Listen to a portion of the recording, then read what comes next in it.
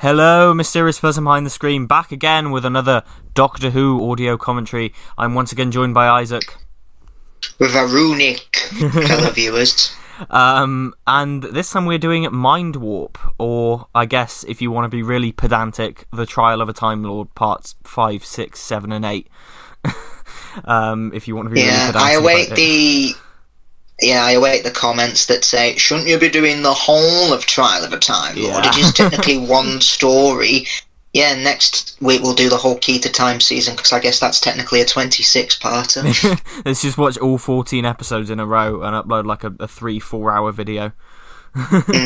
Yeah. But yes, so Mindwarp, the second story of Trial of a Time Lord. We are once again watching the Blu-ray versions, not the alternate cuts, just the original transmitted versions of the episodes. So yes, without further ado, if you'd like to sync this up with your own Blu-ray copy of Mindwarp, the transmitted version, put the episode count to the start and press play in 3, 2, 1, go.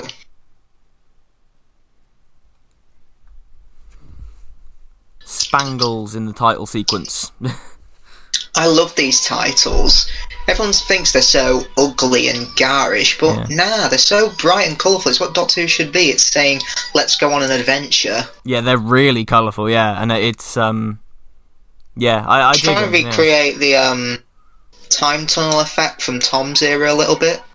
Yeah, I think it just adds that extra bit of life to the Starfield title sequence. Just adds that extra sort of layer to it. That's just a reused open shot from episode 1. Oh yeah, they love to get their money's worth out of this model shot in The Trial of a Time Lord, and I don't blame them, it looks fantastic.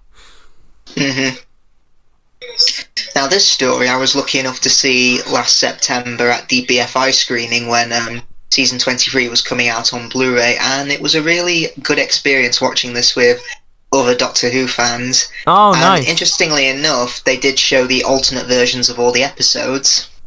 Oh, interesting. I've not had a chance to watch them yet. Honestly, I really do like the alternate cuts because, they're not particular. They don't improve the story in any way, but they just add more scenes, add a few more lines of dialogue, have alternate takes. In fact, Part 6 has very few changes to it. I think it only has one.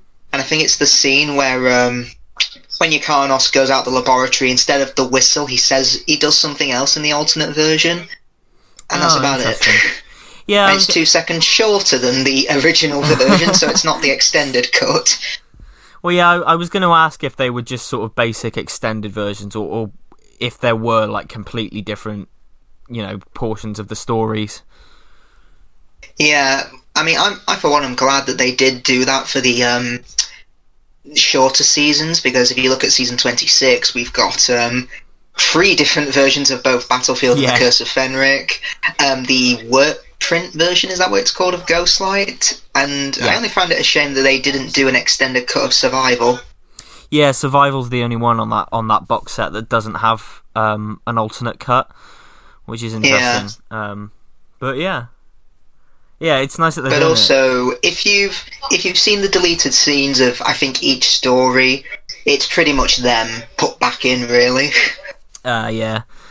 That's the thing, because some of the extended cuts of these are just literally just the deleted scenes put back in, and then some, like the multitude of the versions of The Curse of Fenric, are quite different, so yeah. Yeah, honestly, when I heard extended cuts for this season, I thought, oh, could we get a version of Part 14 that's a bit more coherent? But I thought, when I watched, I thought, nah, it's not that much. Heck, here's what I would have done. I'd have had an animated version of The Ultimate Foe using Eric Sayward's original script. That would have been kind of really how they cool. did for, kind of like how they did for Planet of Giants when they re-edited it into its original Part 4 intent. Yeah. Now these, I don't know what these effects are called, but it was the first time that they had used it to significantly change a location, because effects like this were used quite a lot in the McCoy era. For example, in Greatest Show in the Galaxy, the skies changed to include a planet in the sky, and survival as well. The sky, I think, is redder to symbolise the planet getting hotter and about to blow up. Yeah, it was quite a pioneering effect, wasn't it? And it looks really well. It looks really cool. And I think if this was just a pink filter put over the footage, it wouldn't have nearly the same effects. But that little added bit of the sky, it adds so much depth to the planet. Yeah, the green sky and the blue rocks. I don't think we'd ever seen a Doctor Who planet that alien up until that point. Yeah.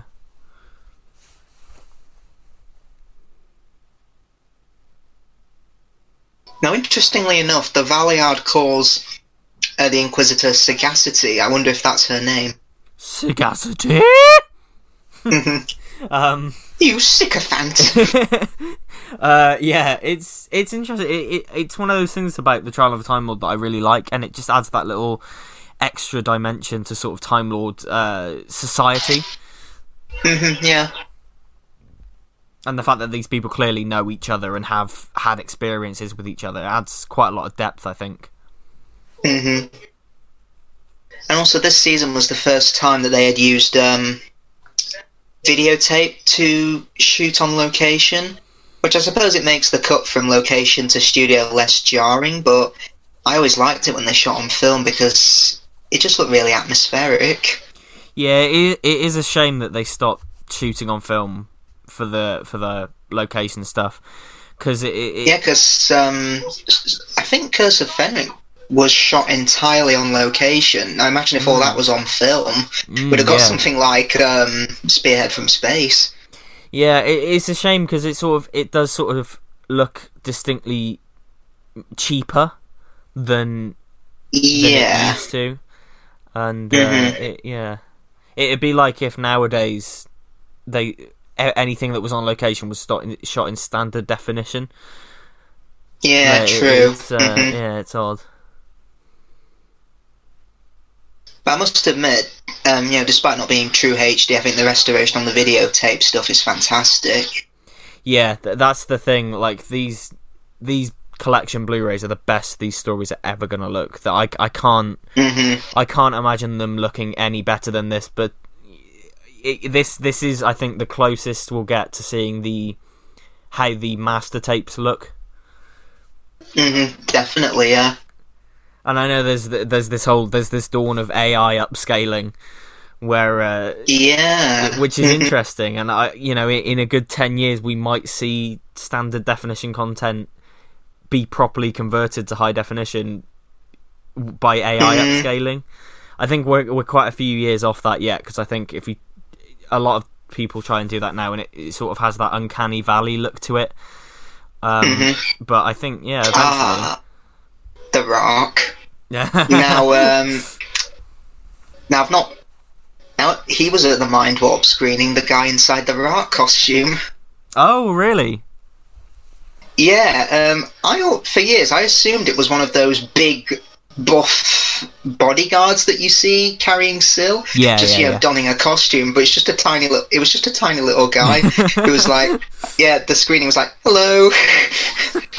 They asked him, what do you remember about it? And I said, well, I had one day's rehearsal in costume and then just one day of filming, and then I think he didn't do too much. I can't remember the actor's name, but he didn't do too much acting after that. But yeah, I just love how, out of all the people to show up for the screening, they got the guy who played the Rock. And also at the screening was composer Richard Hartley, who gives an amazing score for this one. Oh yeah, it's really sort of stand out and unique, I think. Yeah, because for some reason, the isolated music couldn't be used because I think his original music was missing. So for this Blu-ray release, he recomposed his entire score so you could listen to it isolated. Yeah, because all of the episodes in this set have 5.1 mixes, don't they? And that would have been impossible. Because of this.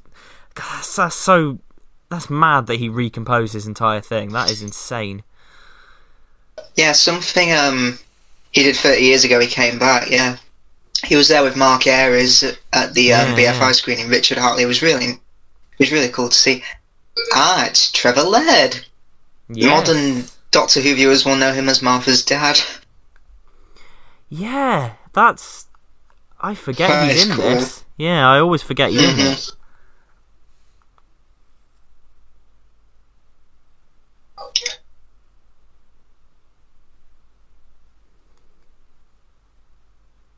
I'm putting my foot down, Annie.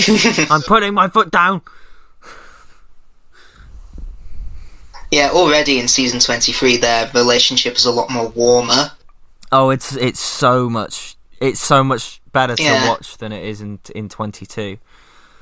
To be honest, in 22, I think it was kind of half and half, because I think in stories like Attack of the Cybermen, Two Doctors, and Revelation of the Daleks, and I think to an extent Mark of the Rani, you got that they cared for each other, but there was sarcastic banter between the two.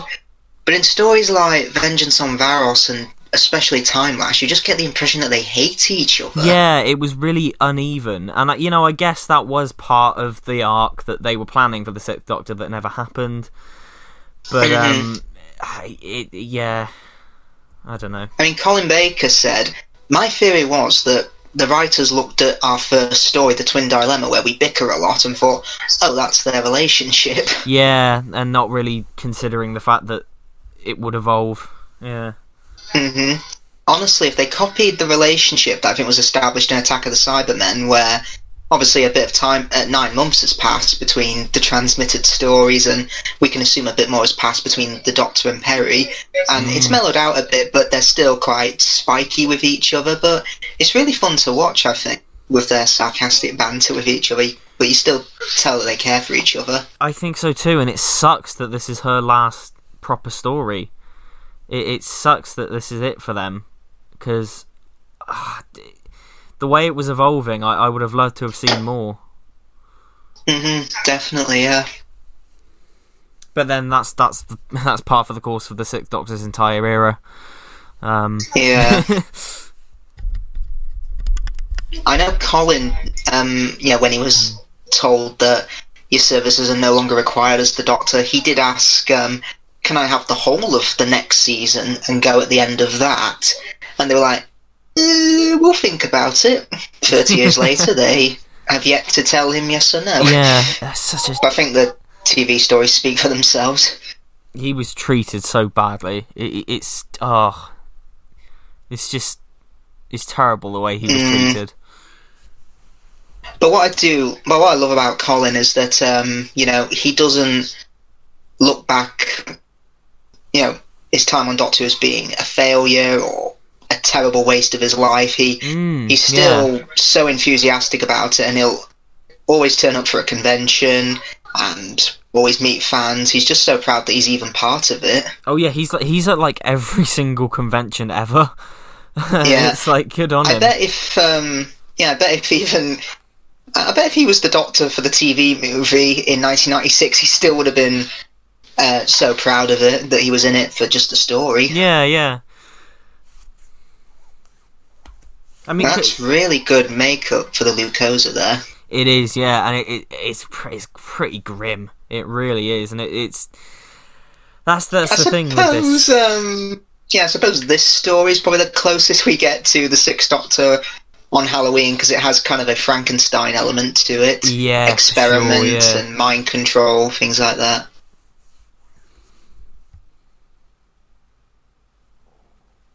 God, you're right. Yeah, the makeup is fantastic. Apparently those teeth kept falling out. I can imagine. I think that's why he's got his mouth open a lot, to keep them on. I've got to be honest, I've forgotten a lot of what happens in this, because it's, as much as I love it, I don't watch it that often, because it's such a grim story. It's really sort of downbeat, so I don't return to it too much. But it is great. That's the thing. I'd say the most upbeat story of season 23 is probably Terror of the Vervoids. But even then, a lot of people die in it. Yeah, I think that one sort of has the tone of sort of a fun murder mystery thing. Whereas, I actually see that as Nightmare of Eden .2. Oh yeah, for sure. Because you've got the whole You know, because Nightmare of Eden has monsters and drugs. This has plant monsters and a murder mystery. Monsters and drugs. Oh, I love this bit of music here. It's just so grand and creepy at the same time. Yeah, for years I thought The Rock was one of these fellows here carrying Syl around. God, they're really buff. There's Syl with his... It's interesting, he looks a lot different in this than he did in Vengeance on Varos.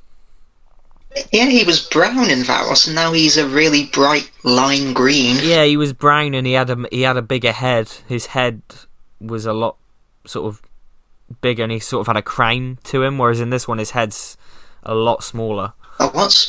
Yeah, because I think I'm not too sure. Because I think in Varos, the headpiece and the body were separate, and I'm not sure if it is separate. Is it a one thing? That's the thing. It must have been. And also, Kiv is played by Christopher Ryan, who we're about to see in a bit, who would later pop up as a Sontaran in the Sontaran Stratagem in Series 4. Very true. Yeah, the thing, and he's got such a distinctive voice. I can't. Every time he pops up, I'm just like, oh, it's Mike from The Young Ones. It's just like we got Chris Ryan, we got Alexei Sale. It's such a shame we never got Rick Mail. Yes, yeah.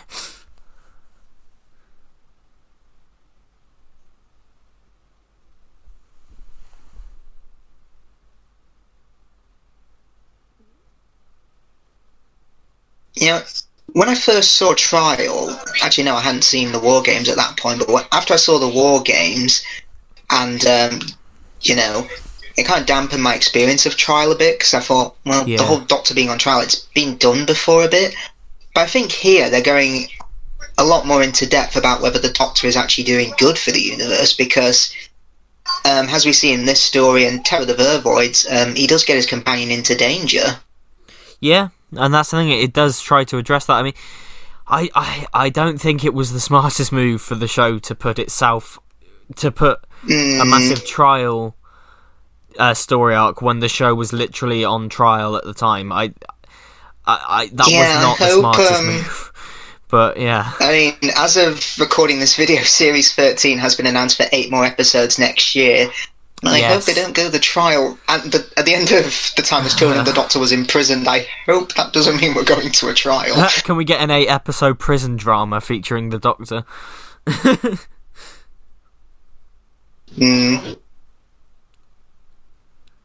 That's interesting. Like, a lot of people are saying, "Oh, 8 episodes, the show's dying," and it's like, no, it's COVID. I mean, need I remind? Yeah, exactly. I genuinely think we won't get any Doctor Who till January 2022 at the earliest. I thought the fact that it's coming late next year, I think, is definitely worth celebrating. I really thought we were going to be quite close to pushing it back to like the 60th anniversary year.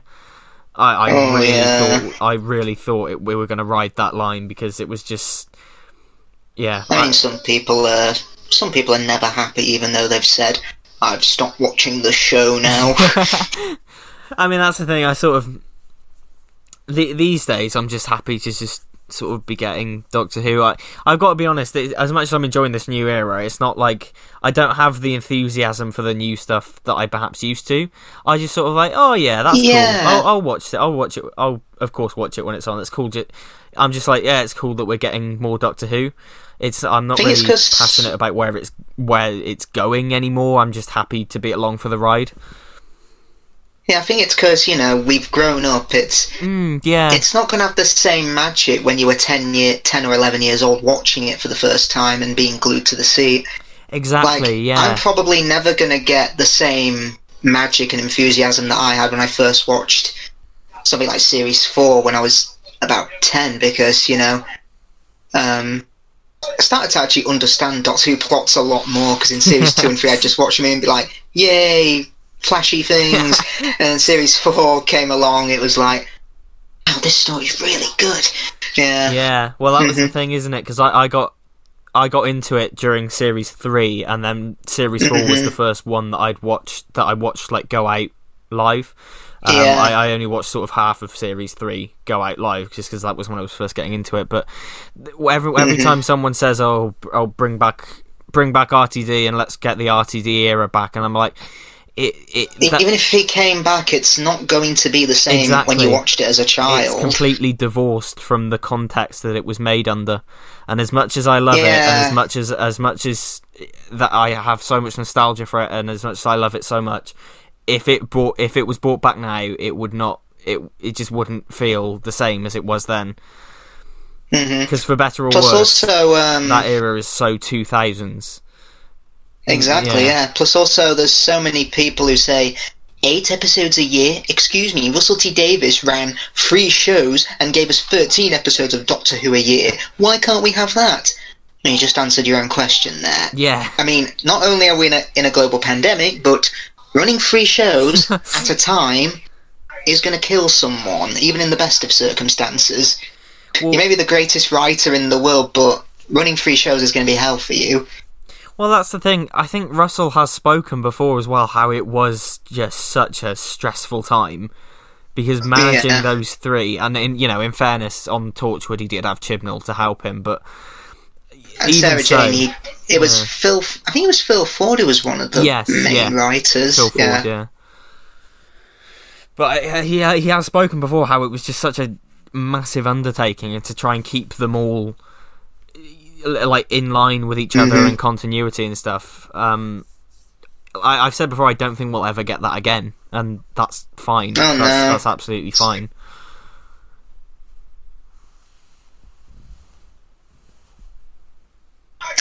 One of the things they did bring out at the BFI screening, I think it might have been Syl's costume from this, or another Mentor costume. I can't remember. Oh, really? But either way, they showed it on the seat that Syl sits on when he's transported around. Now, what I really like about the Mentors is that they're capitalists, because they... particularly Syl gorges himself on food, can't walk, does nothing, while other people do his bidding, and obviously gets really excited when he's rich and gets really angry when he's poor. Yeah. It's an interesting I also wonder, is Syl based on yuppie culture? People who became really rich in the 1980s, but from very working class backgrounds, because he's very Neanderthal in his behaviour, which is what people saw yuppies as. It's very true, yeah. There's a lot going on in this script. The script's got a lot on its mind, I think. Yeah, because originally, of course, this was going to be Syl teaming up with the Ice Warriors for the planned season 23. Yeah. Including the Ice Warriors wasn't Philip Martin's idea. I think that was John's idea. And I think it's on the Writer's Room documentary. He says, I was given a tape, The Monster of Peladon, to study the Ice Warriors, and I just thought, oh god, they move so slow. How am I going to make this work into my script? Well, it is interesting that Syl was always going to be in season 23, no matter what direction. It is interesting that he was always there. Yeah, and the Bill Shaban does a lot for the disabled actors. I think he's formed his own theatre company, which primarily helps them, and I think it's fantastic. Yeah, he has. And fair play to him, again, like you were saying about Colin, this just could have been a one-stint thing in his life, but he's still very welcoming to the Doctor Who fandom and stuff. Of course, he did that film a few years ago, Devil Seeds of Arador or something. That's true, yeah.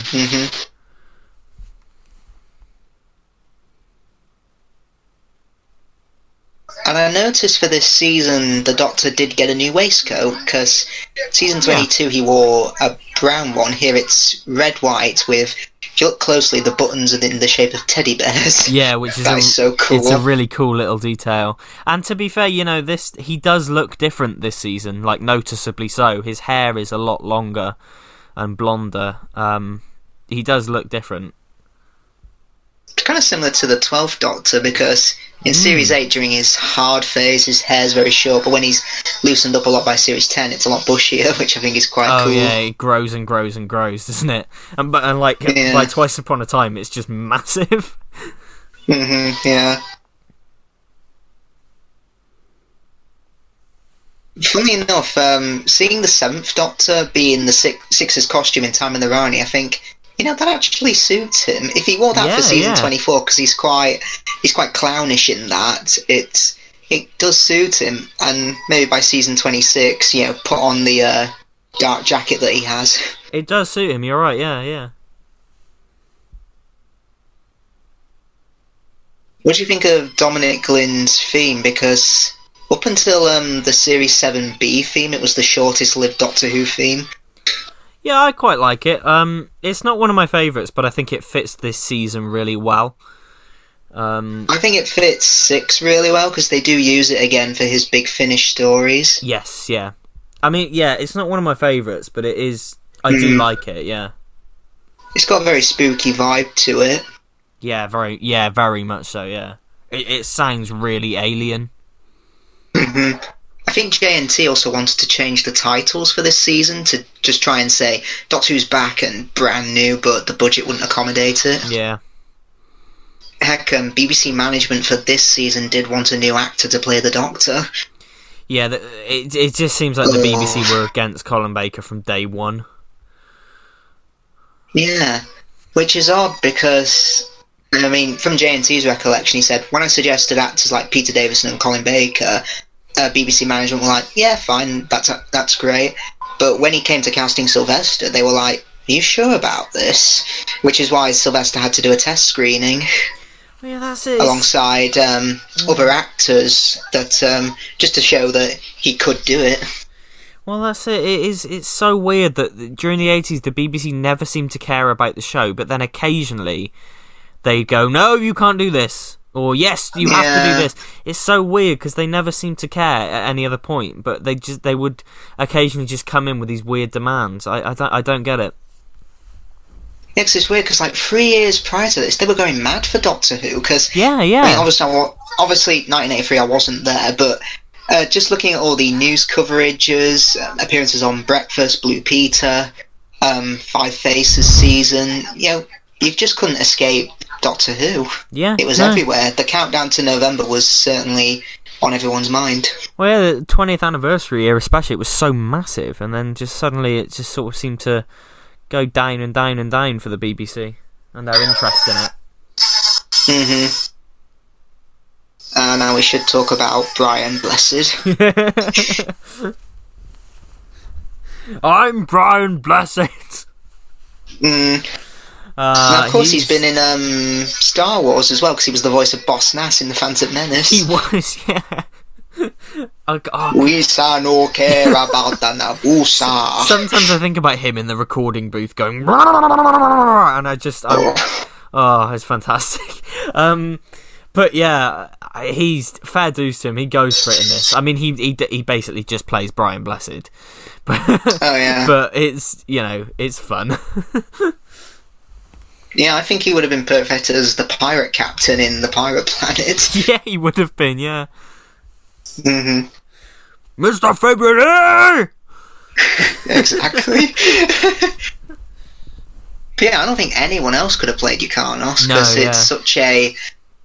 Because he is a mighty warrior who's fought in battles and eager for war and fighting. But let's not forget that canonically...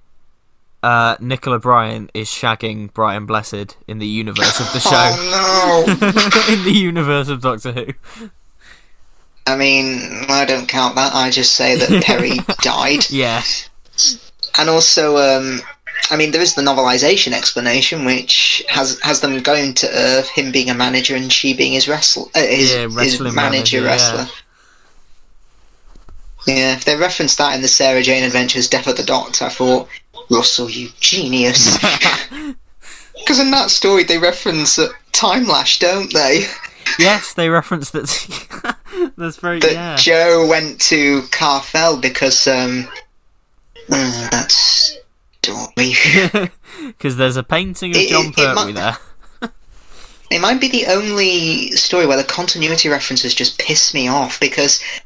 there's a scene where they're in the TARDIS and the Doctor says, that's a time corridor in space, and Perry says, didn't the Daleks have one of those? Why would you do that? Just why? Yeah. It comes out of nowhere. This is like in, I don't know, series 1 of the new series. The Doctor's looking at the TARDIS scanner and says, "Ah, Rose, you see there? That's the Eye of Harmony." And Rose says, "Didn't the Master get sucked through that?" Right, you've never met the Master, you've never seen the Eye of Harmony, you don't know what it is until the Doctor just told you, so why would you say that? And again, it's, yeah, like you say. Oh. Then in Revelation of the Daleks, when she sees one, she says, "It's some sort of machinery."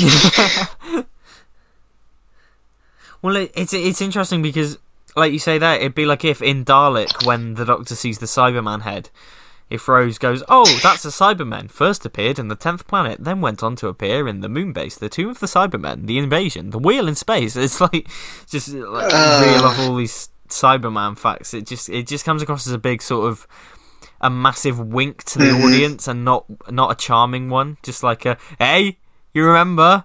You remember?" Now, Brian Blessed is a massive Doctor Who fan, and he was offered the role of the second Doctor. I think that would have been an interesting choice, but I think he turned it down. Yeah. Oh god, that would have been insane. I know he said his 2 favourite roles that he's ever done is playing Richard IV in Blackadder, and also playing Clayton the Hunter in Disney's Tarzan. Yes, he's in Tarzan, isn't it? And didn't he do in Tarzan? He did the Tarzan yell, didn't he? He did, yeah, because the actor who voiced Tarzan couldn't do it, and he was about to leave, and I think the producers were saying, "We can't get the yodel right," and he was like, "Oh, I can do the yodel. I always did the yodel with my friends when we were little boys," and just went, "Ah." That was just my warm up. Oh, you want to go for a take, do you? Ah!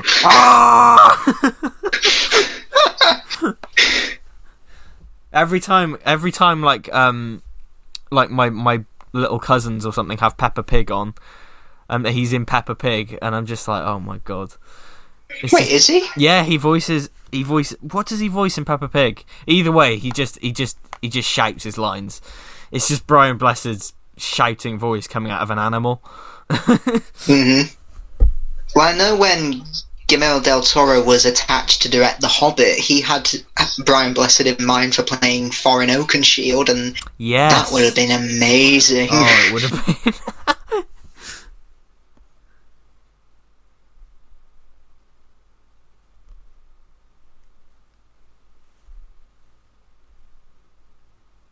Yeah, I'd love to see Syl come back in the new series. Bet Nabil Shaban would be up for it. Oh yeah, that's the thing. They'd have to get Nabil Shaban for it. That's, Yeah. What would be the and point also, yeah, and there's like a running joke when he sees Perry, he finds her really repulsive. So I wonder if he met the Doctor now, would he say, Doctor, you're very repulsive now. That would have been, that would be so cool. Oh, I'd love to see that. Yeah, plus Syl might be the only alien in the Sixth Doctor era that doesn't lust after Perry. Yes. That's very true.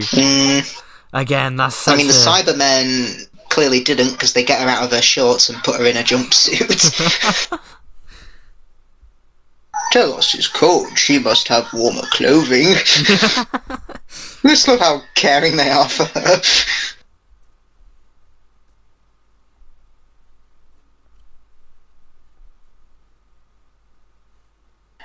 The Mentor's a role in this story, it's pretty much a statement on colonialism. You have a species that invades another planet, and they pretty much subject them to their will and experiment on them as they please, really. That's very true, yeah. That's what All what for I the sake of money. Well, yeah, that's what I mean when they say there's a lot going on in this script, and there's a lot on its mind. Weapons! He's like Mermaid Man from SpongeBob. You can't retire now. There's evil afoot. Evil.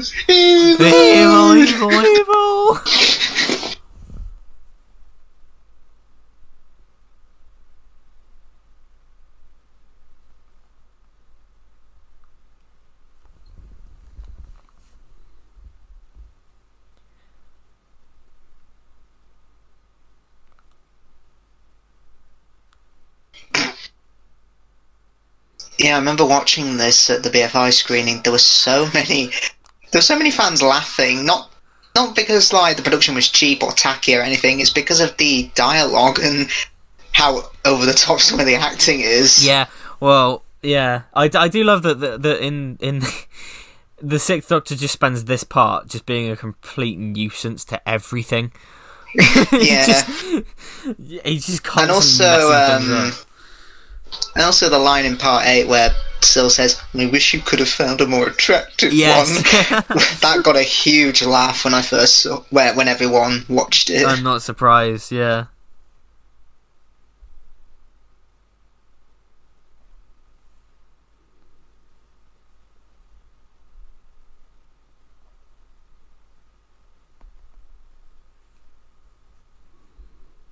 In fact, the mentors actually look like smaller versions of the Absorbaloff. Ooh, Absorber. Oh. See, there you go. You could tie that in. Bring back the Absorbaloff into the new series. There you go. I remember when the Timeless Children aired, I got so excited because the Absorbaloff was in that flashback. Because they showed it, didn't they? Of all the things they could have done for the 10th Doctor era, the Absorbaloff was in there. Wonderful. Honestly, yeah. I didn't pick up on it when I was younger, but now I do feel that, the Absorbaloff is obviously commentary on those types of fans that just want everything but are never happy. And whenever you organise a fan meeting, they just come in, take charge, and says, "No fun, you're going to do what I say. Yeah. Otherwise, I'm not a true fan. You'll never meet the Doctor or see them in real life." Yeah. That's it, isn't it? It's just... Oh, wasn't he based on Ian Levine? More or less, yeah. I mean, Russell did... I don't know if you've heard this before, but Russell did... he was at a convention, I think, in 2006, promoting Torchwood coming out, or Doctor Who Series 3, something like that, and Ian Levine was actually asking him, how can Jack come back? How can Jack come back if he died at the end of Series 1? And Russell was like, "Ian, you're not a journalist, fuck off." Yes, I've heard that story. Yeah. I feel like... I don't know if it's true, because I have seen Ian Levine's Twitter feed and Facebook posts just saying, "I'm not watching the Chibnall era, I'm just going to watch the Russell T Davies era when the show was good." So I thought, I can't hate him that much if he still likes his era. Yeah, that's the thing. I get this sense that Russell doesn't take too well to fans... He once said listening to die-hard fans is like listening to members of the Flat Earth Society. It'd be daft to take them seriously. Yeah. And yeah, it would, to be honest. Well, yeah, I get the sense that he doesn't really have any time for fans throwing canon at him. Yeah. Because my friend messaged him the other day, and he was asking about whether the Imperial Daleks were the same as the Time War Daleks or something. And Russell responded with, "I'm not really sure. That's enough, thank you." I get the sense that he doesn't take too well to fans just like bombarding like canon at him and like backstory, which it's whatever. Yeah, it's why his era is very accessible to new audiences trying to get into Doctor Who, because it doesn't get bogged down in continuity. It doesn't say the Doctor's a Time Lord from Gallifrey and ran away when he looked like an old man.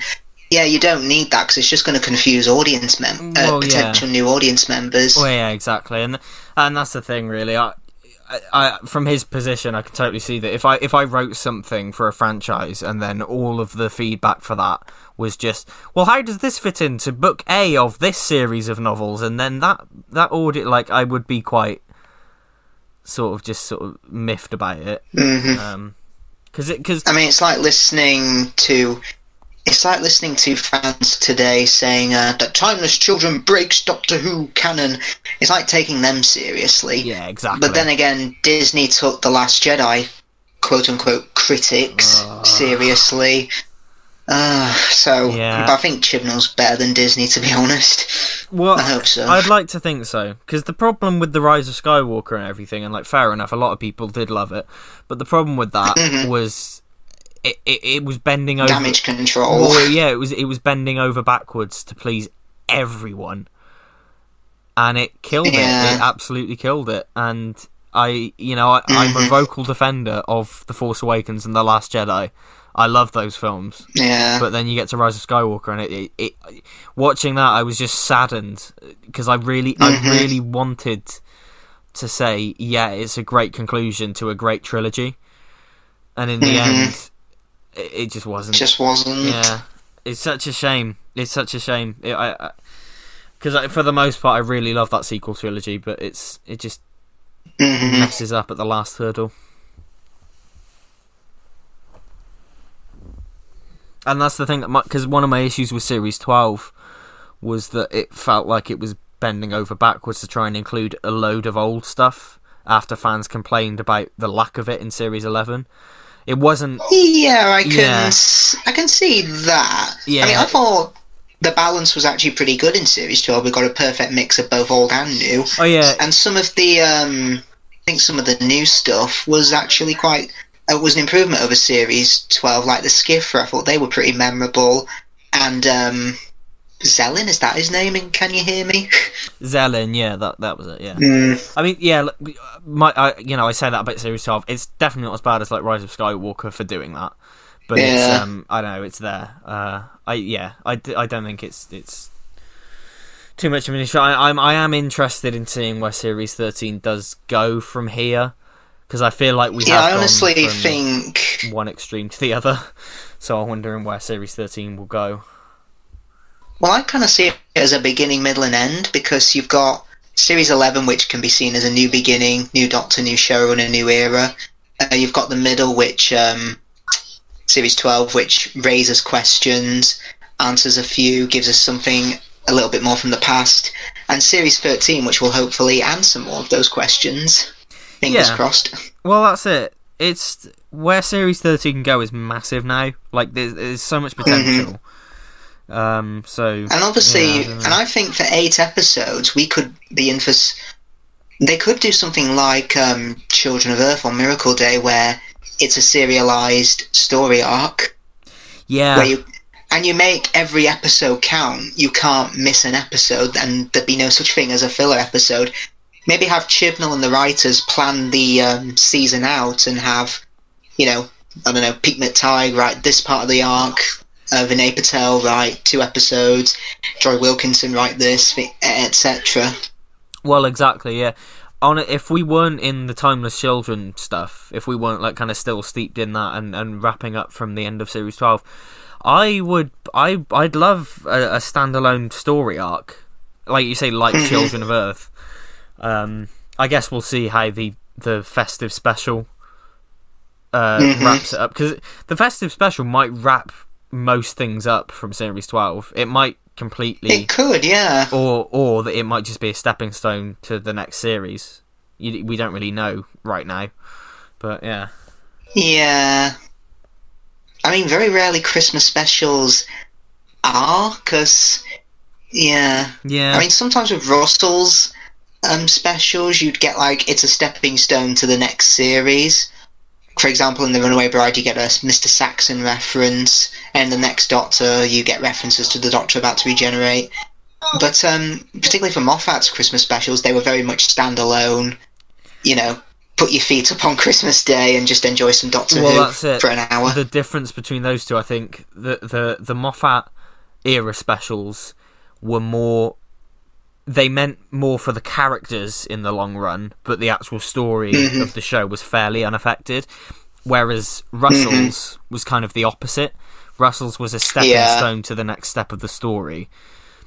And I think you can see that in stuff like... You compare like The Husbands of Riversong to one of Russell's specials. In the long run, The Husbands of Riversong doesn't really do anything to advance the story, but it means a lot for the 12th Doctor as a character. And Riversong as a character. It does, yeah. Whereas compare that to like The Voyage of the Damned for Russell's era. I mean, yeah, you could argue Voyage of the Damned sets up Mr. Copper, and then that's later referenced in The Stolen Earth, the Mr. Copper Foundation. Yeah. And also, it does connect with the Doctor meeting Wilf, because then that comes back in the series 4 finale, because the Doctor thinks that, you know, something is still connecting him and Donna by meeting.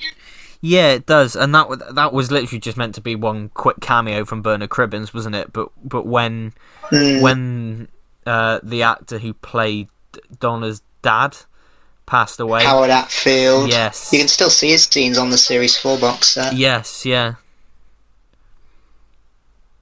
Honestly, it's kind of sad seeing how ill he looked, because he actually looked older than Bernard Cribbins. I'm surprised Donna was calling her dad. Yeah, that's the thing. It is sad to see, and I'm surprised that they even shot stuff with him. I'm surprised that yeah, because it made it that far. Well, it's a bit like with Richard Harrison playing Dumbledore. He was really ill when he did Chamber of Secrets, but he insisted on going on. Oh God, yeah. Yeah, because didn't he say, like, oh, I'm going to complete this series even if I'm in my wheelchair by the time they do the last one? And then, of course... I mean, yeah, imagine him in a wheelchair doing the Voldemort duel in Order of the Phoenix. Yeah. Now, this scene was very uncomfortable for Nicola Bryant, because she was actually chained to the rocks. And that scene must have been freezing. Oh, God, yeah. Because it's not like it just stops at her feet, like it goes up as well. Like it, and that, so it must have been like covering her between takes. Jesus, yeah, that must have been insane.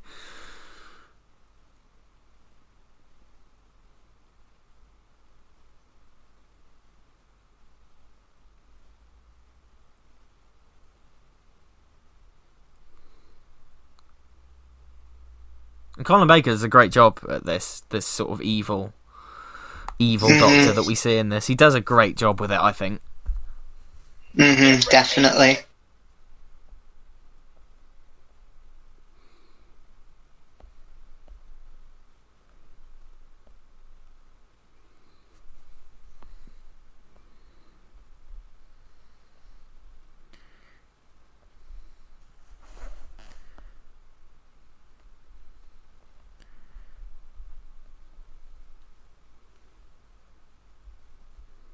I can totally see this upsetting kids at the time.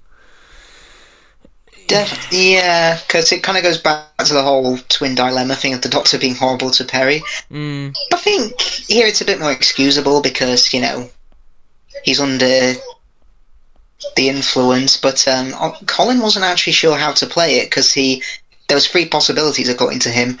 1, his mind has actually been frazzled and he is behaving erratically. 2, he's pretending this for the Mentor's sake and to manipulate things behind the scenes. Or 3, the Matrix is lying. And he asked Eric Saywood, who said, I don't know, ask Philip Martin. And Philip Martin said, I don't know, ask Eric Saywood. Well, that's it, isn't it? It just sort of, yeah. Like you said, there is an excuse for it this time, so it does work, but it's just, yeah.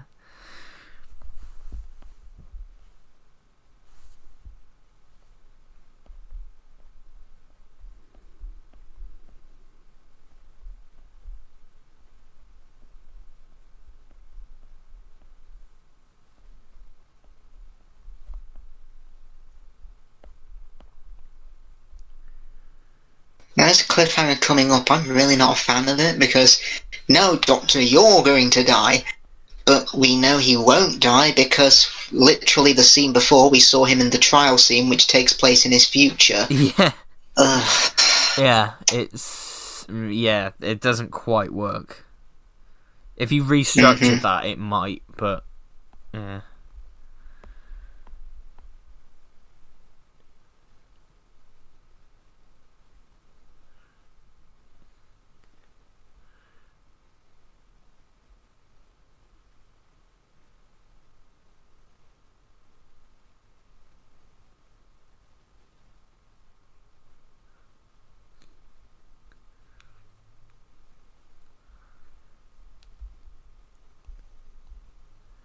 Oh yeah, the close-ups. The trial... There's so many of them. The trial crash zooms. Wonderful. The charge must now be genocide. The Doctor has vandalised the Gallifreyan courtroom. The charge must now be vandalisation.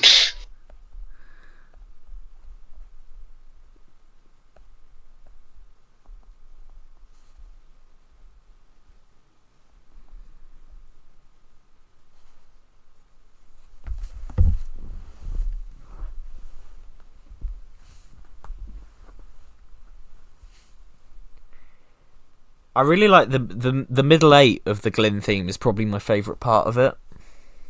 Yeah, I heard someone say it sounds like a hamster playing the bagpipes. Oh god, I'm never going to be able to unhear that now. Beep, beep.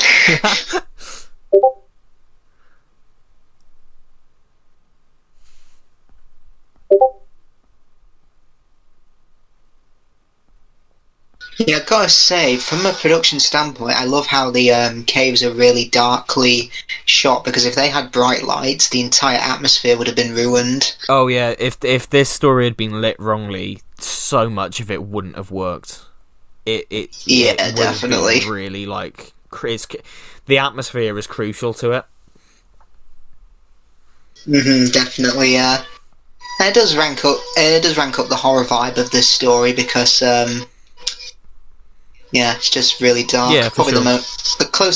the closest you get to the Sixth Doctor at Halloween time. Yeah, exactly. Yeah.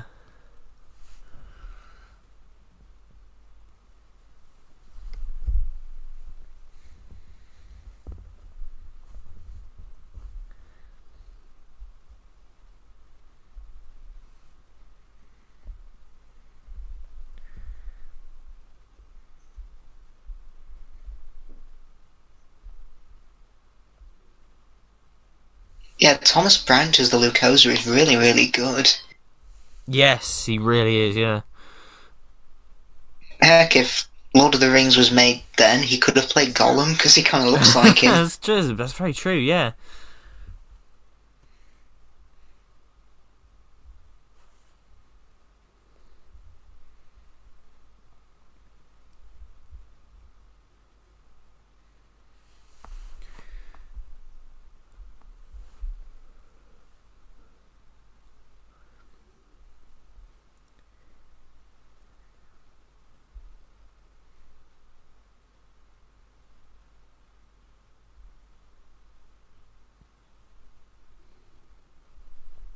He's really able to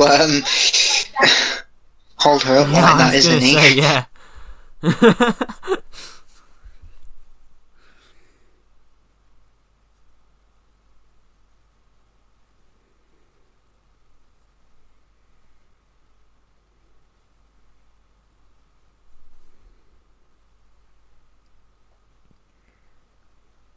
I think some of the problems that I had with the trial season is that, you know, some of the stories that they show just don't really make that much sense of why the Doctor should be on trial. Because on Mysterious Planet, it's basically, oh, he's interfering, and the Terror of the Vervoids, they're like, that charge must now be genocide, when the Doctor could literally say, yeah, but 2 incarnations ago you sent me to commit genocide against the Daleks, so Yeah. you guys going to go on trial next? Well, it feels But like. then again, yeah, you go on. Sorry, it feels like they're trying to have their cake and eat it too. They're trying to do this whole trial thing, but also about halfway through production, it feels like they've gone, yeah, we kind of just want to tell Doctor Who stories. So it feels like they're trying to do that true. as well, and it just doesn't really flow as well as it could do. Yeah, because I'd say this story is probably the only one that actually does contribute to the whole trial arc by suggesting that the Doctor isn't doing good for the universe. Yes, this is... Heck, Terror of the Vervoids has been edited to not include the trial scenes. Well, yeah, and I think the existence of that version of the story just says it all. Like, it's just, this one, like you say, I would argue, apart from the Ultimate Foe, which is obviously the big climax of everything, I'd argue this is the only one that justifies the existence of the trial. Me too, the trial, and wraparound, because it's the only one that raises interesting ideas about the Doctor's character and the show and stuff. Because with Mysterious Planet, it's it's revealed in the Ultimate Foe that the Mysterious Planet evidence was used for the Doctor being a scapegoat, because obviously it was about corruption in Time Lords in Gallifreyan secrets that they wanted to keep a secret, and yeah. I know, yeah. It's just, yeah. I mean, the Valiard is the BBC at this point. Well, yeah, and that's the thing. I think public opinion, if it was so low at this point, that it was just sort of... Mm-hmm. And a year later, I don't know if you saw the video that did the rounds on Twitter recently. It was Sydney Newman talking about season 24. Oh, yeah. Oh, and Jesus, he did not like it. He's saying shit like I'm ashamed to be associated with it now. That John Nathan Turner's a repulsive man and stuff. Like, he really hated JNT. Yeah. Also, Jonathan Powell, who was head of series and serials at the time, said JNT should fuck off and die. Really? Yeah, people hated him. Charming man. But ultimately, for better or worse, JNT did keep the show alive during the latter part of the 80s. Yeah, he kept it alive, going, because he didn't want to leave and have the show be cancelled. I just don't think he wanted to be remembered as the man who abandoned Doctor Who and left it to die. He wanted to keep it going. Exactly, yeah. Yeah. Because that's why I love the JNT documentary, because, I think the fandom really painted him in a negative light for years, but I think after that we've seen him more positively. We see that he was a man with feelings and with ideas and ambitions, but... Yeah. Exactly. And, he didn't always make the best choices for the show, but ultimately he did keep it alive and he did try his best, and that's admirable. Mm-hmm. Yeah, and I'm always amazed that he's no longer here, because I felt he would have loved the new series. Oh, he would have been ecstatic. I bet he would have... he did have a strict rule of no hanky-panky in the TARDIS, and I bet he would have thrown a fit if he saw the new series now. Especially Series 2. Yeah. But no, I think he would have. I think he would have loved how popular it became. Yeah, I bet he would have been envious of the budget that they had. Yeah. Oh, yeah. Hands down. Mm-hmm. It is such a shame that he is. I wonder if he would have. Yeah, I know Billie Piper, when she was announced as Rose, there was kind of a raised eyebrow for a lot of people, thinking a pop star playing a companion. But I bet JNT, if he were alive, would have come to her defence and said, Bonnie Langford, I cast her as a companion years ago. Just because you're famous, it doesn't mean you can't do it. Oh yeah, hands down. If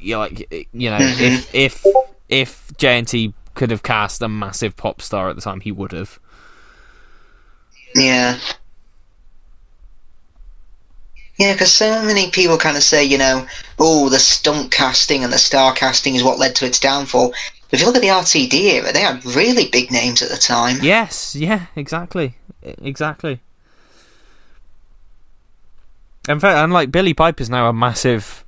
she's more remembered for her acting than she is her pop career.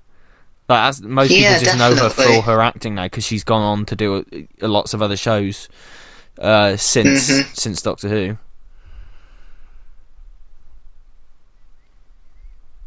I mean, Bonnie Langford was known for being in musical theatre, and yet 20 years later they cast John Barrowman. Yeah.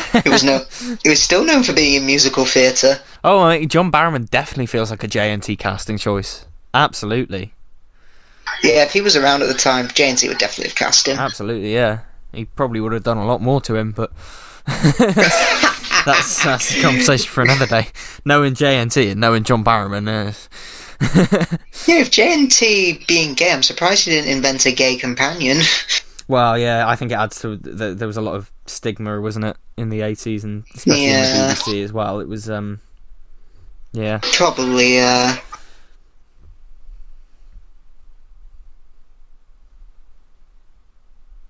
if JNT was showrunner now, and you'd have had morons on the internet saying he's only been given the job as producer because he wasn't the best person for the job, because they need to fill a gay quota. Yes, yeah. Now, if I walked into a shop and said that to an employee out loud with a megaphone, as much as I shout into a mic on YouTube, I'd be called racist. But because I can hide behind a computer, it's okay. Yeah, people hide behind the the phrase keyboard warriors exists for a reason. The Doctor kind of made an ableist joke there, because he just yeah. said, "Why don't you go for a walk or something, Sylph?" Yikes. Oh dear. But then again, he isn't entirely the Doctor at this point. Yeah. It's coming up in a bit, but I'll tell you what got such a big laugh was when Matrona served Crozier the cup of tea. Yes. That got such a big laugh at the screening. Everyone was just like, "What?" I'd like to go to one of those screenings one day. I mean, I don't think it'll happen for a while again, but you know, one day when those things start up again.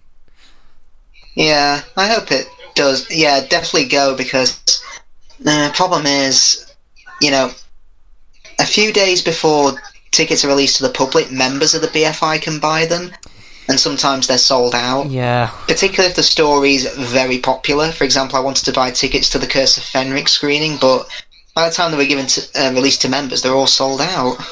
Well, people just spam. People just wait on the website and then just spam tickets, don't they? Yeah. It's quite from what I've heard from people, it's quite a challenge to actually get tickets. I've never actually attempted to, because I've always been either working or never been able to get to London in time. But it's apparently it's a nightmare trying to get tickets.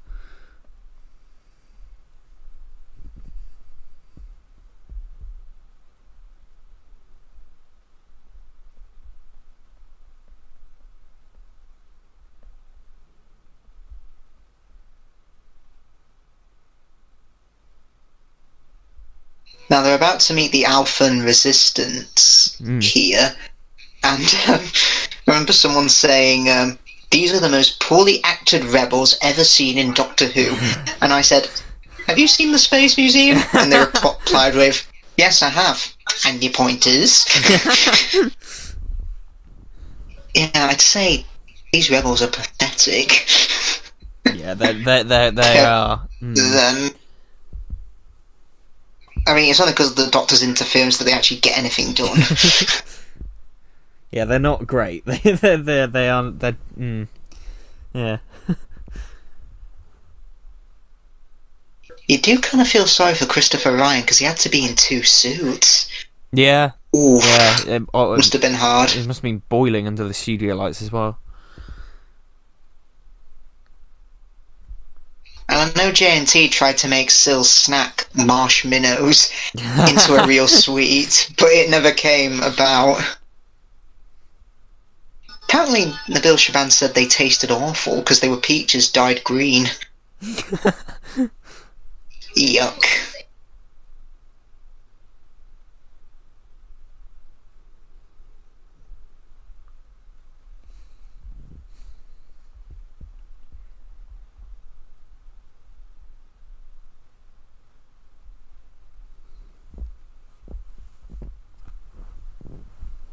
Not a fan of how big Perry's hair got in this season. It's, again, it adds to that thing of the 2 primary cast members do look very different, and there's clearly time that has passed between seasons. I don't mind it. Yeah. And obviously she's wearing less revealing outfits here. Yes, yeah. I mean, I suppose the only time she probably felt warm was in the 2 Doctors, because she was wearing shorts and that.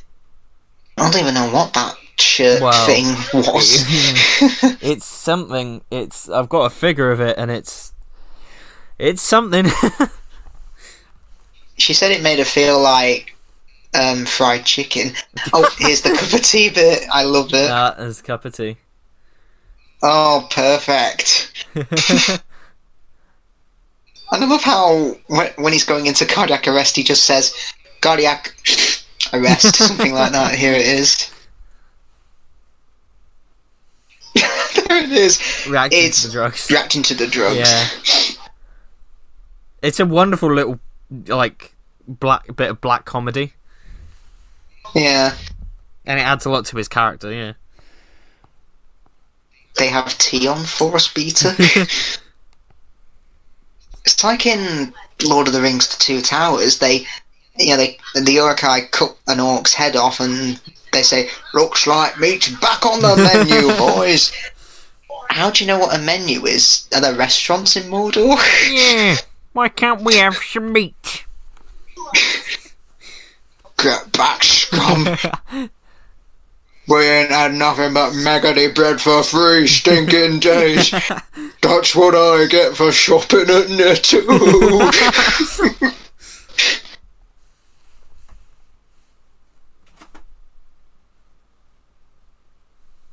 Yeah, honestly, the actor playing Toozer, is that his name? It's almost like he's in a panto. Yeah, the Mentors. There's some great performances. Is he always like that? There's some great performances in this, but there's some really over the top ones as well. Yeah, I think this story is the collection of the most hammiest actors ever assembled for Doctor Who. Yeah. Imagine if they put Graham Crowden and what's his name, Joseph First in this. Oh God, can you imagine? That would have been amazing. Mm-hmm. I mean, I'd love to see a Big Finish spin-off, Soldeed and Zaroff. I mean, to be fair, I wouldn't put it past Big Finish. I mean, we've had a new Earth spin-off and a Lady Christina de Awful spin-off. Yeah. I'm not saying the spin-off is awful, I'm just saying the character I think is awful. Yeah, I've never been a fan of her, really. She just doesn't... She's just so smug, I want to punch her. Sorry, I don't condone violence against women. I understand what they were going for, but it just doesn't... It just doesn't work. Yeah, cat burglar, thief would have been a nice companion idea, but no, they just didn't do it right, in my opinion. Yeah, same. Yeah, I agree. Oh yeah, he tastes a marshmallow then, he's like, maybe not.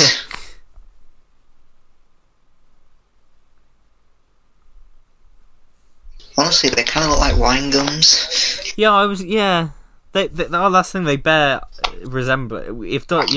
They bear a lot of resemblance to real sort of.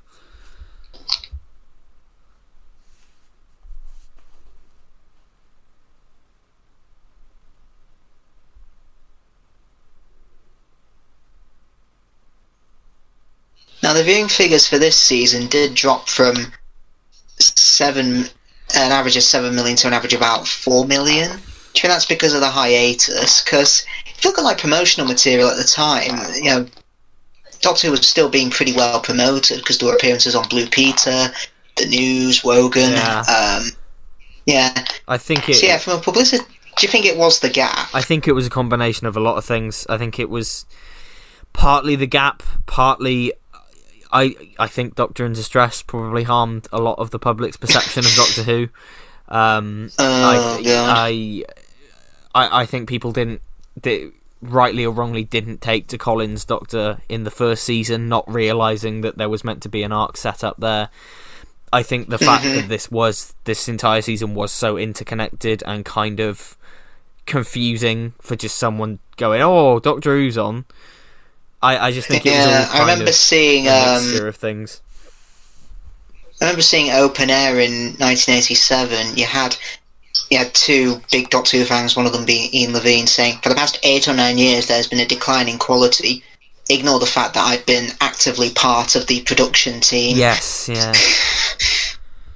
And was making complaints that there were continuity errors. Well, that's the thing, isn't it? It's just... Yeah. I mean, even Eric Sayward got sick of the continuity references. He said, I think while he was script editing Warriors of the Deep, he said, this is stupid. Are we making a show for die-hard fans, or are we just making a show for the general audience? Yeah, yeah. Yeah, because I remember getting into a conversation with a fan saying they should put in all the Big Finish stuff into the new series because that will make it better. I'm like, no it won't, because heck, I'm a die-hard fan and even I'm not that big into Big Finish, so if you start introducing Big Finish stuff, it's just going to completely go over the head of the casual viewer, because a lot of them are not even going to know what Big Finish is.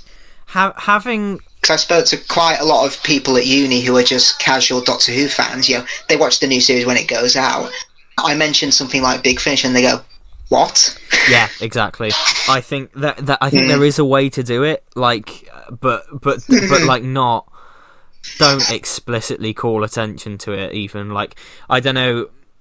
well, spoilers for anyone who hasn't seen the recent episode of The Mandalorian.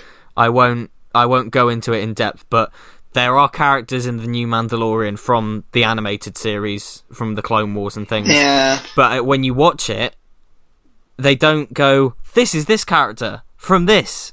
And that's it, they introduce these characters as though they are new characters. They don't just rely on the fact that you've seen the cartoons to get it. And that's the way to do it. You have to introduce these characters as though they are new. And treat them like new characters.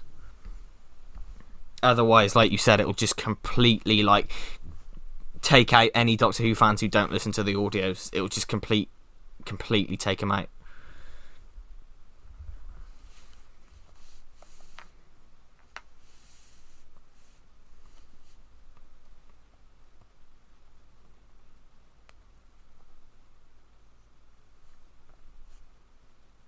Did you used to collect Battles in Time?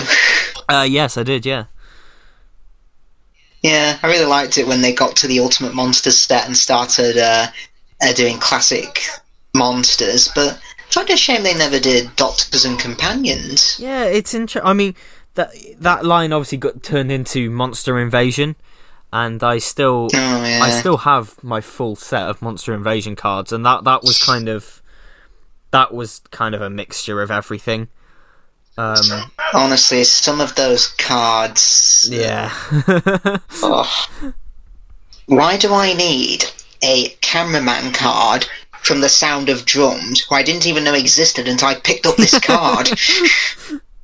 Because, I remember getting it in the pack and like, cameraman? Who's that? Then you read the description and it's like, this cameraman couldn't stop filming the Doctor when the Master took over. Oh, right. Fair enough. I don't even think you see his face in that story. You don't. That's what makes it funny. It's just completely like... I'm willing to bet if you're just if it's a one-off character, I bet that does so much for people's acting career, because they get made into a trading card. Yeah.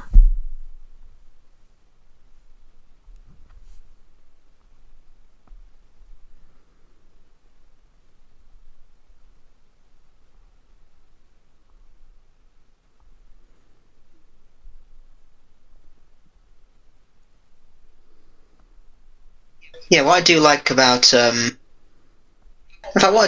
trial here is that from the Doctor's point of view here in the audience, where I suppose Peri being in danger does add tension because we don't know what's happened to her yet. Yeah, it does. It does add that thing of what is happening here. It definitely sort of drops you into it, which is nice. It's a cool. It's a cool little aspect to the story. Yeah.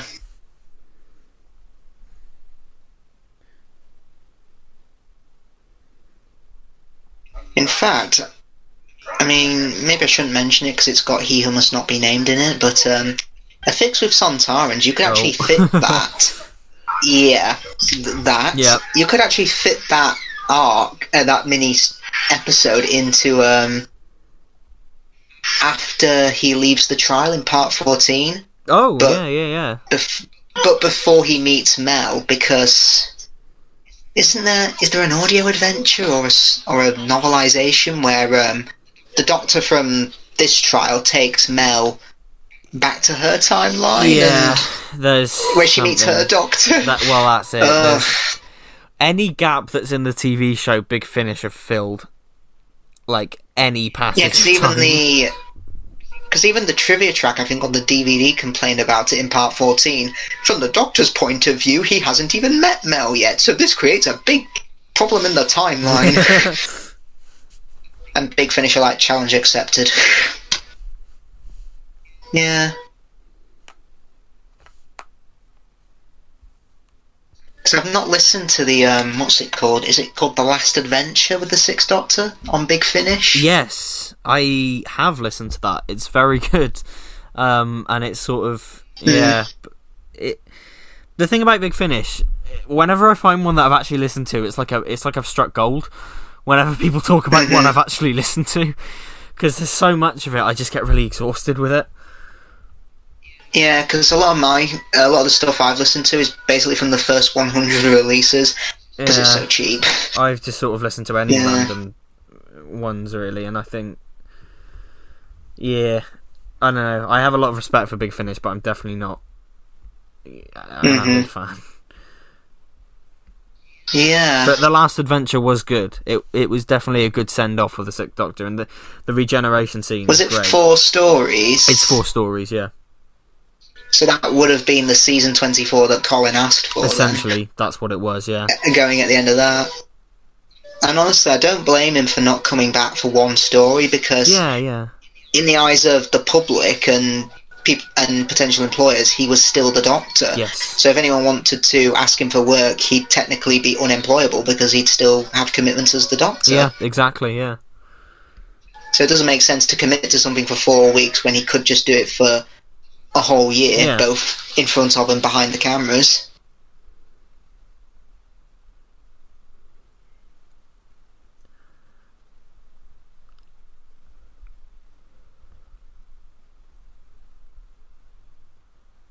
Yeah, because I don't blame him for coming back. I just blame the production team for putting a wig on Sylvester McCoy and acting like, yes, the Sixth Doctor totally regenerated here. It's definitely Colin Baker.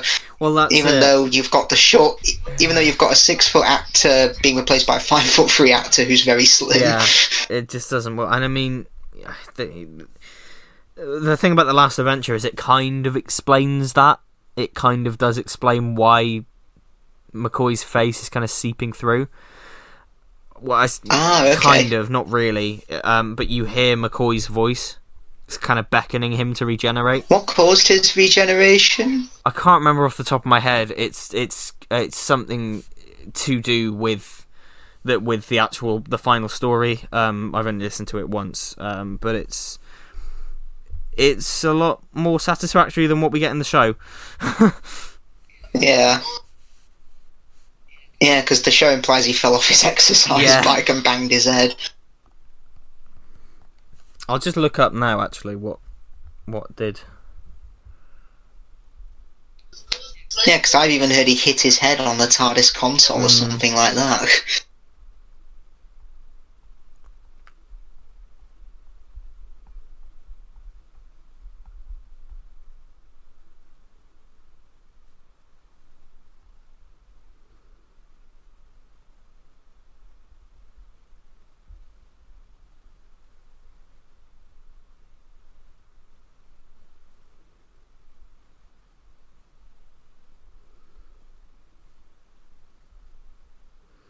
Yeah, so it's in the Last Adventure, the beams of radiation that's getting shot at the TARDIS by the Rani from the Kersha, those radiation beams are only deadly to Time Lords, not humans. So that explains why Mel survives. Yeah, so it's the radiation from the beams of energy. Mm-hmm. Yeah. Okay, that makes sense. Yeah. I need to listen to it again. One theory I heard is that the unborn 7th Doctor killed the 6th Doctor in his mind. I've heard that. That's insane. And that adds to that. Or Fenric did it. Well, that adds to that whole thing that people like to believe where the 7th Doctor is this master manipulator from his very birth. And, like, he wants to kill off his old incarnation so he can get there. Yeah, you could have made the argument that maybe Fenric, or the Rani maybe the Rani was acting as an agent of Fenric, and they worked together to deliberately make the Doctor being more of a clown and more stupid and less intelligent, because the 6th Doctor being so bombastic would probably have wiped the floor with Fenric in the chess game. Yeah. But the 7th Doctor had to learn to become a master manipulator behind the scenes so he could truly defeat Fenric once and for all.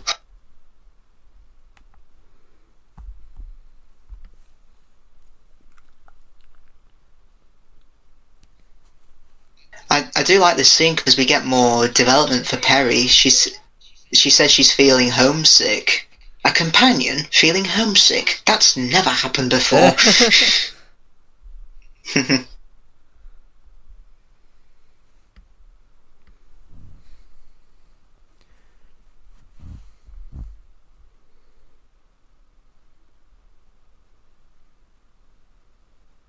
It's a nice bit of it's a nice bit of development for these two, but their ultimate fate still comes out of nowhere. Yeah, her becoming a warrior queen with him, I really don't buy. Yeah, it doesn't work. No.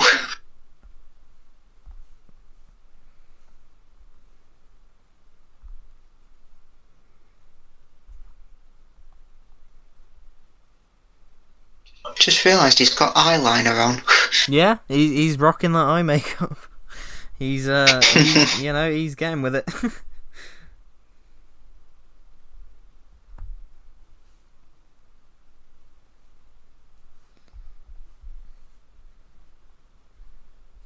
To fight! What else? Imagine him as the second Doctor. When I say run, Jamie, run! Jamie! You could almost say they had a complete metal breakdown.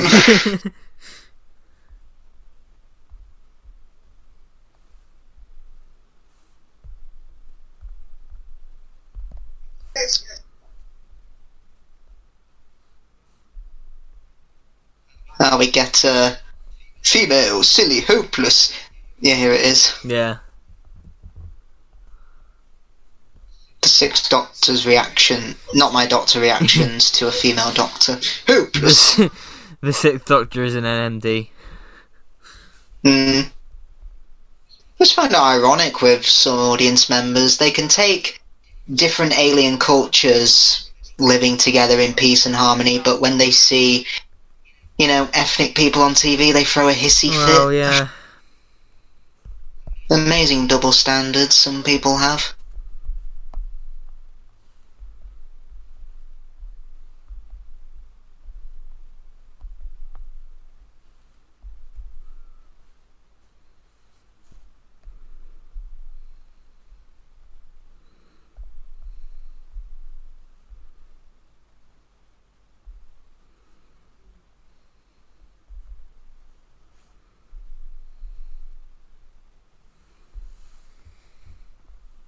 I'll admit, for season 23, there's not really a story that I can call that seems to obviously have the lower budget.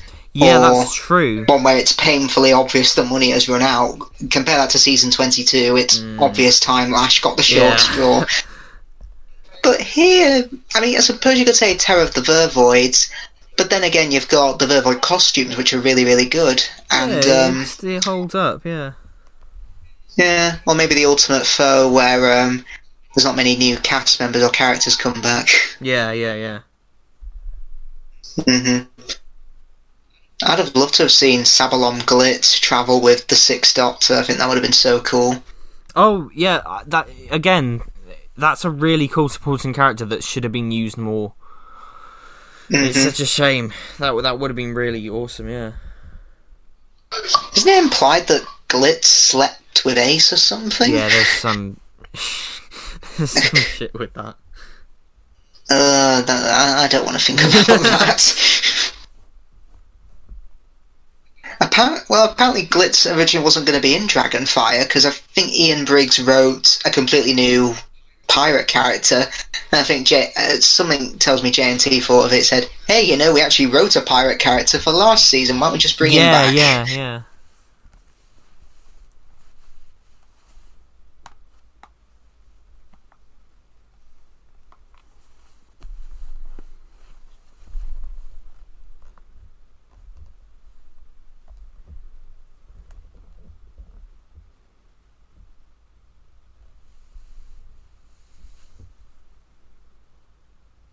Is that some kind of jacuzzi he's next to? Say, yeah, it looks like it looks comfy.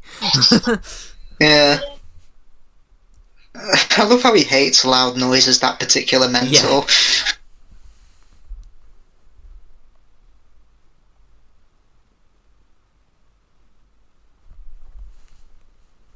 Oh yeah, I'm not a fan of the guns that they're holding. They look like brushes. Yeah. Or razors that you get in a barber's. They look weird. And then in Terror of the Vervoids, you've got those guns that look like paper clips. How hard is it to design a gun? Well, it's that thing of like wanting to make it look alien, isn't it? But yeah, true. I must say I like that. I love that. Here's Dorf and you're His name is Dwarf and you're No, scum. I am the Doctor. I must say I like the sort of flashing strobe lighting effects in this. Yeah, it's really Cool good. little subtle effect, I think. And we're about to get the what I call the raspberry pteroleptal. The delegate or something that comes in, and he's actually played by Deep Roy, who played Mr. Sin in Talons of Wing Chang. Yes, yeah.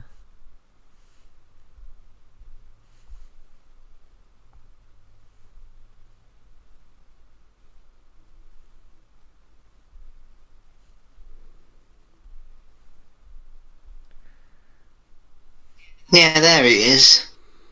Yeah. Yeah, he just looks like a giant raspberry. It definitely looks like sort of a Halloween mask. Excellent. Definitely looks like a Halloween Yeah. mask that you'd find at like Poundland or something. Oh, yeah. Now, apparently this scene, Brian could not get the line right, and it was like 5 to 10 at night. They were about to turn the lights off. And the line was, "We must find the mentors." The party just said, "We must find the fuck." Because Colin shared the story at the Mindwarp BFI screening, and he said, "I'm about to tell a story about Brian, but I'm concerned that there's quite a few young members in the audience."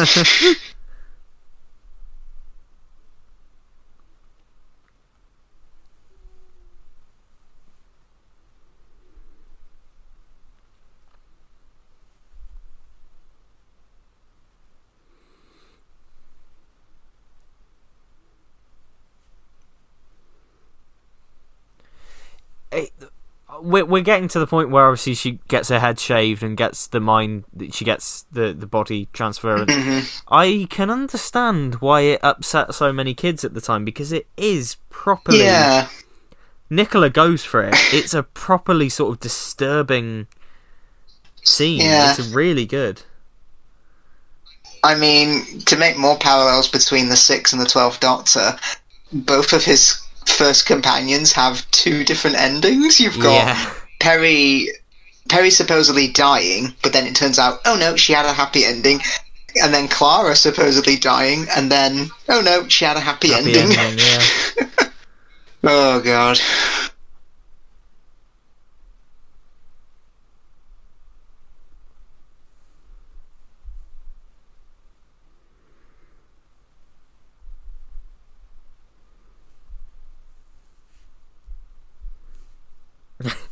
I like how Colin says that line. He over eggs Carte Carte blanche. He really over eggs the accent. Reminds me of Pierce Brosnan in Die Another Day. He says mojito. He says mojito, and he goes mojito. Like really over eggs the pronunciation of it.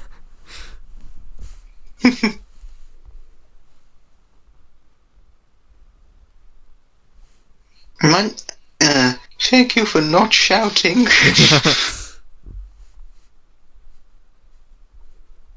I don't think all the mentors are evil. They just want peace, but they also want to be rich. Yeah.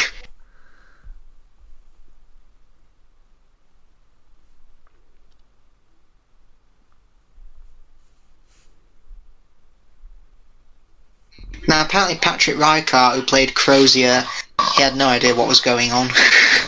It doesn't surprise me. Supposedly, he had no idea what he was on about. Doesn't that go with most actors in Doctor Who? Yeah.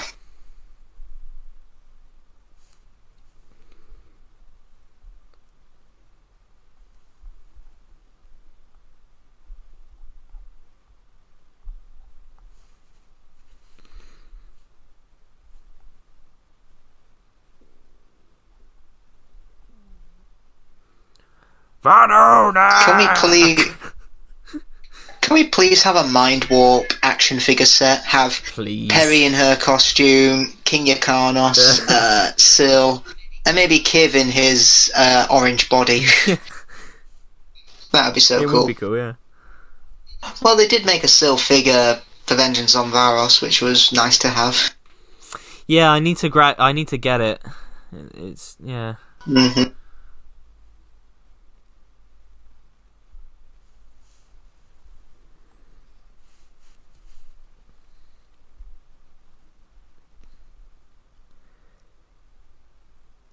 That's really sad. You can hear him whimpering while he dies.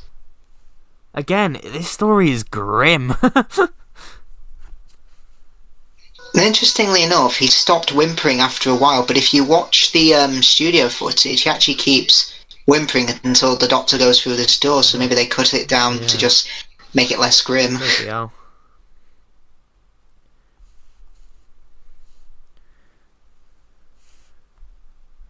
Why does everyone wear eye pins in this? Because I noticed Too's got some on, Matrona had some on, and even Yakanos had some on. They're a fabulous race of people. Well, maybe on Forest Alpha and Beta they wear eyeliner a lot. Yeah. It's part of their culture.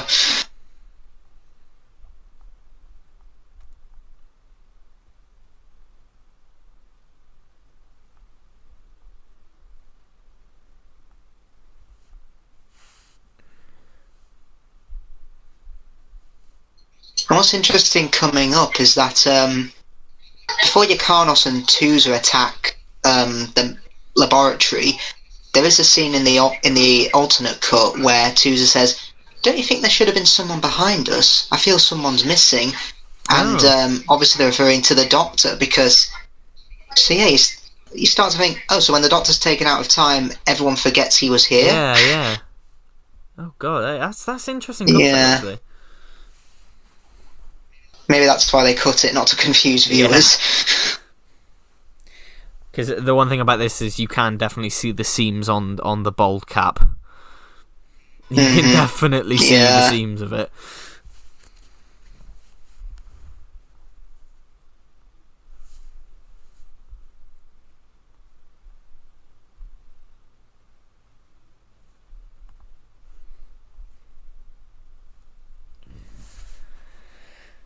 Now, they destroy the slave control. Now, some of these slaves that have been free of that, some of their acting is just awful. I think we're about to see it here, of them going quote-unquote berserk. Yeah. They're just... look at them, they're just spinning around. Oh, yeah, look at the... look at that woman there. She's just going. She's not even grabbing the drunk. It's like that infamous bit from Planet of the Apes where the one ape is supposed to be throwing the rocks, and the one just sort of like with a really limp wrist just chucks it on the ground, just like It's like the actor could not be bothered.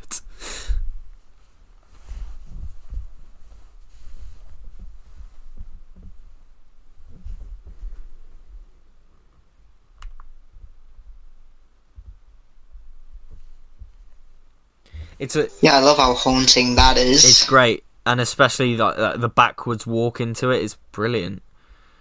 As if the Doctor's in a trance and he can't control this. And Colin does it really well. I assume he actually was walking backwards for that. I think so, yeah. You know, it's difficult to make that look good.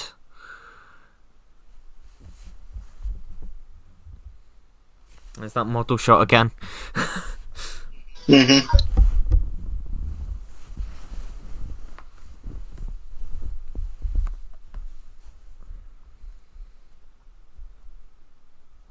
This is one of those rare instances where the Time Lords do interfere, because it does affect life in the universe, because if Crozier is able to transfer minds to other bodies, then it's cheating death, and no one should do that. Yeah, exactly. The only time they ever did interfere was probably in the War Games, when they had to send all those people back home. Yeah.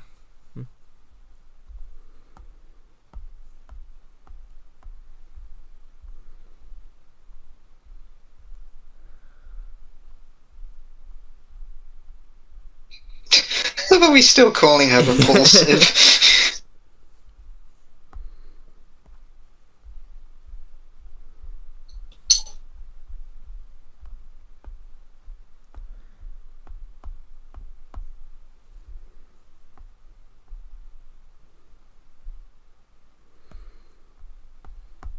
And as well, she doesn't just die, she literally ceases to exist.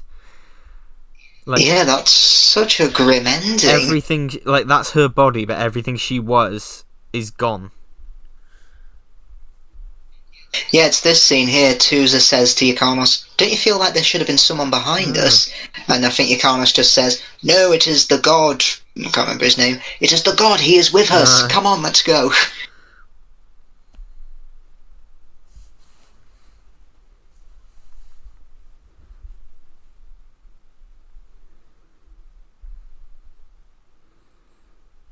And it's a really dark concept of playing with time to use someone as an assassin. Yeah.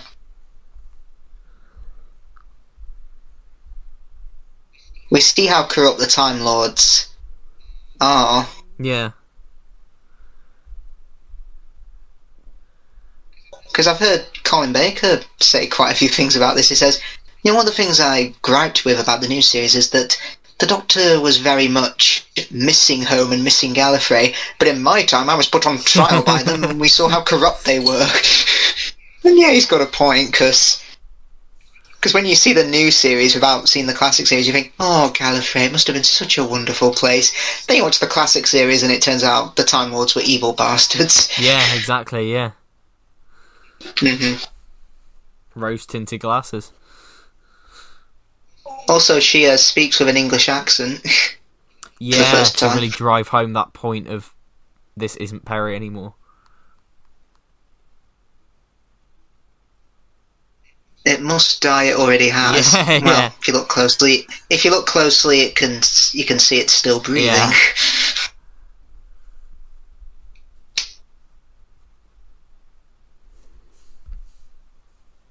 Yeah, that got such a huge laugh, that line at the BFI screening.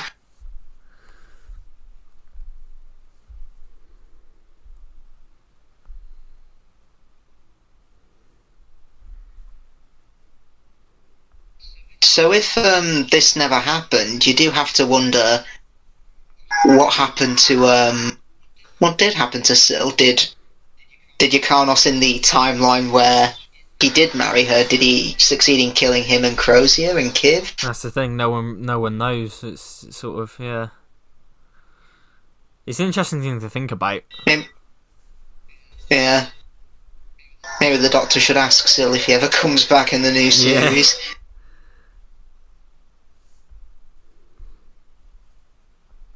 Colin's delivery of the "you killed Perry" line is brilliant.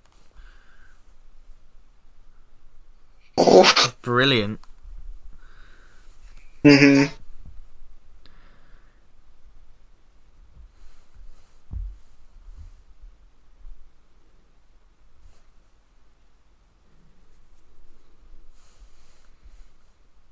I think this might be Colin's best performance when in this angered filled. This is just fantastic. What's funny is in the Behind the Sofa for Terror of the Vervoids, I think Nicola asks him, so did any time pass for you to take time out to mourn Perry's death? And he said, no, but straight on to the next story. Not like nowadays. But yeah, where the Doctor would spend seasons moaning over other companions. It's kind of caught me off guard that that's the end. I think just because it's so part of a larger narrative. Yeah. But it is great. It is really good. Yeah, I'd say it's the best for me out of the trial season. Probably, yeah. But like I was saying earlier, it's just not one that you can return. Well, certainly I can't return to it as easily, just because it is so grim and depressing, and it doesn't. It is. It doesn't really end on like a hopeful note, because obviously it's not the end of the story.